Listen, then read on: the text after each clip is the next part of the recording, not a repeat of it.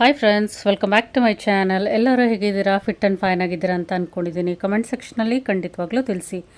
ಏಲಕ್ಕಿಯನ್ನು ಶಿವಲಿಂಗಕ್ಕೆ ಅರ್ಪಿಸಿದ್ರೆ ಕ್ಷಣದಲ್ಲೇ ಈ ಸಮಸ್ಯೆಗಳೆಲ್ಲ ಮಾಯ ಆಗುತ್ತೆ. ಶಿವಲಿಂಗಕ್ಕೆ ವಿವಿಧ ವಸ್ತುಗಳನ್ನು ಅರ್ಪಿಸೋದ್ರ ಮೂಲಕ ಶಿವಪೂಜೆಯನ್ನು ಮಾಡ್ತೀವಿ. ಆದರೆ ಶಿವಲಿಂಗಕ್ಕೆ ಏಲಕ್ಕಿಯನ್ನು ಅರ್ಪಿಸಿದ್ರೆ ಯಾವ ಪ್ರಯೋಜನಗಳಾಗುತ್ತೆ ಗೊತ್ತಾ?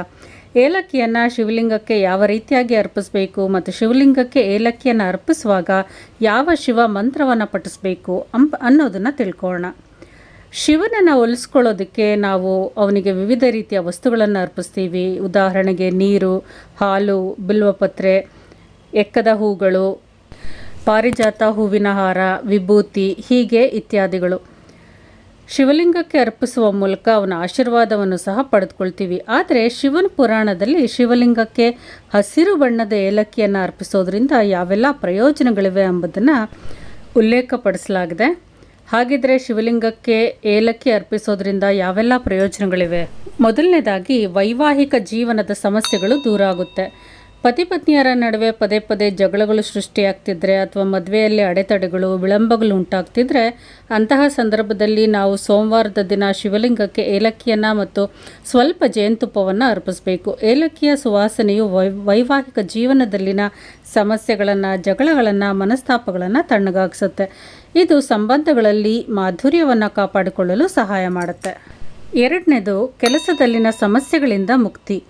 ಕೆಲವೊಮ್ಮೆ ನಾವು ಕಠಿಣ ಪರಿಶ್ರಮದ ಅಥವಾ ಅಗತ್ಯಕ್ಕಿಂತ ಹೆಚ್ಚು ಕೆಲಸವನ್ನು ಮಾಡಿದಾಗ ನಮಗೆ ಅದರಿಂದ ಬಯಸಿದ ಫಲಿತಾಂಶಗಳು ಸಿಗೋದಿಲ್ಲ.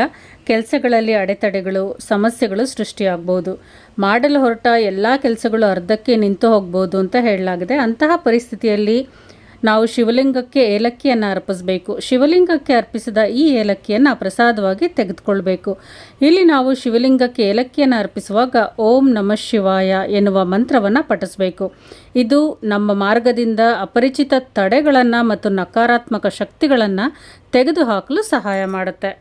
ಮುಂದಿನದು, ಮಕ್ಕಳಲ್ಲಿ ಜ್ಞಾನ, ಬುದ್ಧಿವಂತಿಕೆ ವೃದ್ಧಿಯಾಗುತ್ತೆ. ಗಣೇಶನನ್ನು ಮಾತು ಮತ್ತು ಬುದ್ಧಿವಂತಿಕೆಯ ದೇವರು ಅಂತ ಪರಿಗಣಿಸಲಾಗುತ್ತೆ. ಗಣೇಶನ ಅನುಗ್ರಹದಿಂದ ವ್ಯಕ್ತಿಯು ಜ್ಞಾನವನ್ನು ಪಡೆದುಕೊಳ್ತಾನೆ. ಅಧ್ಯಯನದಿಂದ ಹಿನ್ನಡೆಯನ್ನು ಎದುರಿಸುತ್ತಿರುವ ವಿದ್ಯಾರ್ಥಿಗಳು, ಮಾತಿನಲ್ಲಿ ದುರ್ಬಲತೆಯನ್ನು ಹಾಗೂ ತೊದಲುವಿಕೆಯನ್ನು ಎದುರಿಸ್ತಾ ಇರುವ ಮಕ್ಕಳು ಇದರಿಂದ ಹೊರಬರಲು ನೀರಿಗೆ ಏಲಕ್ಕಿಯನ್ನು ಸೇರಿಸಿ ಶಿವಲಿಂಗಕ್ಕೆ ಅಭಿಷೇಕವನ್ನು ಮಾಡಬೇಕು. ಈ ರೀತಿ ಮಾಡೋದ್ರಿಂದ ಮಕ್ಕಳಲ್ಲಿ ಆತ್ಮವಿಶ್ವಾಸ ಹೆಚ್ಚಾಗುತ್ತೆ, ಸ್ಮರಣಾ ಶಕ್ತಿ ವೃದ್ಧಿಯಾಗುತ್ತೆ. ಮುಂದಿನದು, ಮಾನಸಿಕ ಒತ್ತಡವನ್ನು ನಿವಾರಿಸೋದು. ಏಲಕ್ಕಿ ಮೂಲತಃ ತಂಪನ್ನು ನೀಡುವ ಶಕ್ತಿ ಹೊಂದಿರುವ ವಸ್ತು. ಅಂತಹ ಸಂದರ್ಭದಲ್ಲಿ ನಾವು ಶಿವಲಿಂಗಕ್ಕೆ ಏಲಕ್ಕಿಯನ್ನು ಅರ್ಪಿಸೋದ್ರಿಂದ ಮಾನಸಿಕ ಒತ್ತಡ ಕಡಿಮೆಯಾಗುತ್ತೆ, ಸೌಮ್ಯ ಸ್ವಭಾವವನ್ನು ಕಾಪಾಡಿಕೊಳ್ತಾರೆ. ನೀವು ಯಾವುದೇ ಕಾರಣವನ್ನು ಅಥವಾ ಉದ್ದೇಶವನ್ನು ಇಟ್ಕೊಂಡು ಶಿವಲಿಂಗಕ್ಕೆ ಏಲಕ್ಕಿಯನ್ನು ಅರ್ಪಿಸ್ತಿದ್ರೆ ಮೊದಲು ಶಿವಲಿಂಗಕ್ಕೆ ಶುದ್ಧ ನೀರು ಅಥವಾ ಪಂಚಾಮೃತವನ್ನು ಅರ್ಪಿಸಿ ನಂತರ ಎಲ್ಲಿಯೂ ಹಾಳಾಗದ ಅಥವಾ ಮುರಿಯದ ಏಲಕ್ಕಿಯನ್ನು ಅರ್ಪಿಸಬೇಕು. ಏಲಕ್ಕಿಯನ್ನು ಅರ್ಪಿಸುವಾಗ ಶಿವನನ್ನು ಧ್ಯಾನಿಸುತ್ತಾ ಅರ್ಪಿಸಬೇಕು. ಇದನ್ನು ಗಮನದಲ್ಲಿ ಇಟ್ಕೊಳ್ಳಿ. ಮುಂದಿನದು, ಬಡತನವನ್ನು ತೆಗೆದುಹಾಕಲು. ಜ್ಯೋತಿಷ ಶಾಸ್ತ್ರದ ಪ್ರಕಾರ ಏಲಕ್ಕಿಯನ್ನು ಸಂಪತ್ತು, ಐಷಾರಾಮಿ ಮತ್ತು ಪ್ರೀತಿಯನ್ನು ಪ್ರತಿನಿಧಿಸುವಂಥ ಗ್ರಹವಾದ ಶುಕ್ರನೊಂದಿಗೆ ಸಂಬಂಧವನ್ನು ಹೊಂದಿದಂತಹ ವಸ್ತು ಅಂತ ಹೇಳ್ಬೋದು. ನಾವು ಶಿವಲಿಂಗಕ್ಕೆ ಏಲಕ್ಕಿಯನ್ನು ಅರ್ಪಿಸೋದ್ರಿಂದ ಅದು ನಮ್ಮ ಜಾತಕದಲ್ಲಿನ ಶುಕ್ರ ದೋಷವನ್ನು ತೆಗೆದುಹಾಕಿ ಶುಕ್ರನ ಸ್ಥಾನವನ್ನು ದೃಢಗೊಳಿಸುತ್ತೆ. ಶಿವಲಿಂಗವನ್ನು ಪೂಜಿಸಿ ಶಿವಲಿಂಗಕ್ಕೆ ಏಲಕ್ಕಿಯನ್ನು ಅರ್ಪಿಸೋದ್ರಿಂದ ಅದು ಮನೆಯಲ್ಲಿ ಸಂತೋಷ ಮತ್ತು ಸಮೃದ್ಧಿಯನ್ನು ಹೆಚ್ಚಿಸುತ್ತೆ, ಬಡತನವನ್ನು ತೆಗೆದುಹಾಕುತ್ತೆ. ನಾವು ಹಣಕಾಸಿನ ಸಮಸ್ಯೆಗಳಿಂದ ತೊಂದರೆಗೆ ಒಳಗಾಗಿದ್ರೆ ಅಂತಹ ಸಂದರ್ಭದಲ್ಲಿ ಶಿವಲಿಂಗಕ್ಕೆ ಏಲಕ್ಕಿಯನ್ನು ಅರ್ಪಿಸಬೇಕು. ಪ್ರತಿ ಸೋಮವಾರ ಏಲಕ್ಕಿಯನ್ನು ಅರ್ಪಿಸಿ ಶಿವನನ್ನು ಪೂಜೆ ಮಾಡ್ತಾ ಬಂದರೆ ನಿಮಗೆ ಯಾವುದೇ ರೀತಿಯಾದ ಸಮಸ್ಯೆ ಇದ್ದರೂ ಸಹ ಎಲ್ಲ ನಿವಾರಣೆ ಆಗುತ್ತೆ, ಜೀವನ ಸುಖಮಯವಾಗಿ ಸಾಗುತ್ತೆ. Thank you for watching my video. ಈ ವಿಡಿಯೋ ಇಷ್ಟ ಆಗಿದ್ರೆ ಲೈಕ್ ಮಾಡಿ, ಶೇರ್ ಮಾಡಿ, ಕಮೆಂಟ್ ಮಾಡಿ.